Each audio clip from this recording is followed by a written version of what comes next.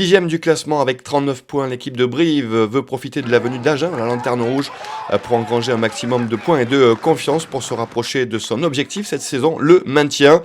Des brivistes qui ont fait le dos rond pendant le premier quart d'heure, entièrement dominés par les Agenais. Mais sur leur première entrée dans les 22 mètres, les brivistes vont se montrer déjà très réalistes avec Marais qui est stoppé à quelques centimètres seulement de la ligne agenaise. Face à bien suivi pour aplatir le premier essai du CA Brive-Corrèze. Les brivistes très réalistes, première incursion des Corréziens dans les 22 mètres agenais.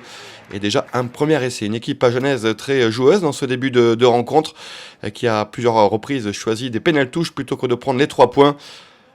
Cette fois-ci, le capitaine Paul Abedi, le futur briviste, décide de choisir la pénalité et les 3 points pour inscrire quelques points cet après-midi. Mais les brivistes sont décidément plus réalistes dans ce début de rencontre.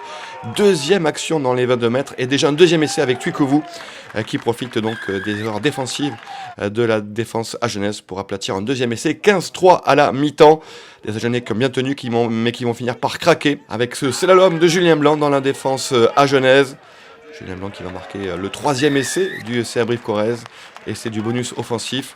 Très bel essai de Julien Blanc qui va prendre quelques secondes pour aller rendre hommage à Thomas Lascelles, un jeune joueur décédé, jeune joueur de Provence Rugby, décédé d'un accident de la route il y a quelques semaines et pour qui le top 14 a rendu hommage tout au long de cette journée.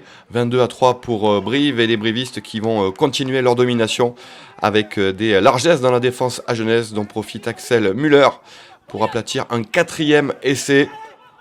On est à l'heure de jeu, déjà 4 essais inscrits par les Corréziens face à une équipe agenaise qui n'est plus dans le match, qui commet beaucoup d'erreurs, à l'image de Julien Janet qui est surpris par ce rebond et Axel Müller 5 minutes après son premier essai qui va inscrire tout seul et entre les poteaux son doublé.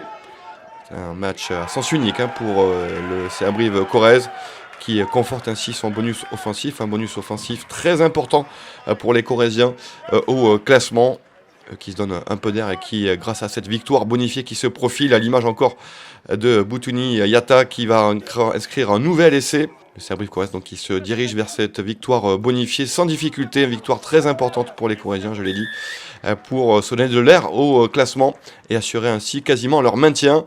Des brivistes qui sont à l'affût de chaque occasion, et il y en a ce soir au stade Amédée Domenech avec Galala qui profite de ce coup de pied de recentrage.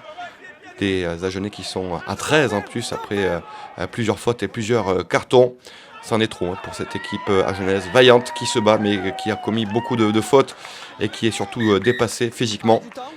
Avec encore un nouvel essai, c'est le doublé de Galala, doublé pour Müller, doublé pour Galala pour le CA Brive-Corrèze qui l'emporte sur le score final de 57-3. Grosse victoire des Corréziens. On va voir les derniers points donc inscrits sur la transformation de Thomas Larangira. Monsieur l'arbitre, tu vois, le Trenini qui siffle la fin de la rencontre juste après cette transformation. Paul Abadi, le futur briviste qui salue ses futurs coéquipiers. Belle victoire du CA Brive-Corrèze qui l'emporte 57-3 avec le bonus offensif. Les Agenais n'ont toujours pas gagné de match cette saison.